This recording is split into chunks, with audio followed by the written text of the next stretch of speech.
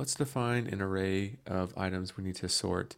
Instead of it, we'll give it a 3, 2, 4, 1, and 6.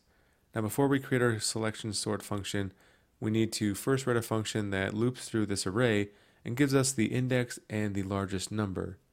Then once we have that, we can use our selection sort function to create a new list, call this function, and then remove it from the original list. So for that first function, we'll do function find largest value, which will take a list. Then we'll do let LRG equals list of 0, let index of large equals 0. Then we'll do a for loop where we start with 1, and while our I is less than our list at length, we're going to increment our I. If LRG is less than list at I, then we're going to update our large value with that list of I and update our index of large as well. And then finally, we'll return this function, returning the index of large. To recap, this find largest value function takes an array of items, loops through that list, and then returns the index location of the largest value within this list.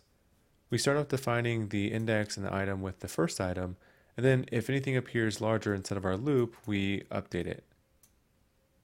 Now with that ready to go, we can create our selection sort function. So we'll do that function selection sort, takes a list. Instead of that, we'll create a new array called new list. We'll define our new large item.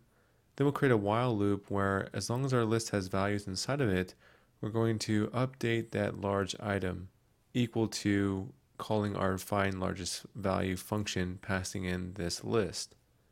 That's going to return, and we're going to push onto our new list the return value from our find largest value function. Once we've found the largest value from our list, we want to remove it so we don't count it again as we push values into this new list that we've created. So after we remove this, we're going to return our function, which is returning the new list that we've created. With that in place, we can call this function instead of a console.log.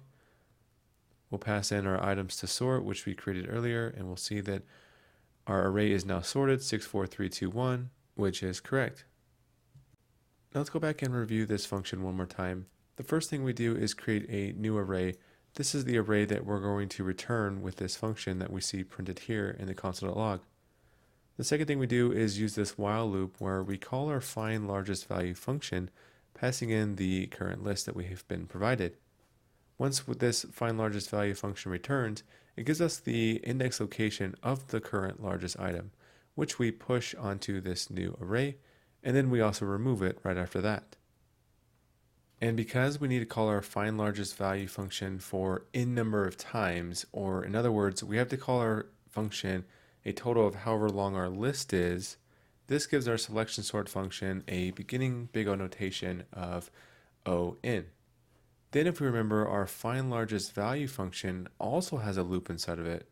Stepping through another n times with its provided list, this makes our big O notation O n times n, or n squared. Selection sort gets the job done, but it's not very fast. Quicksort and merge sort are more efficient and have a notation of O n log n.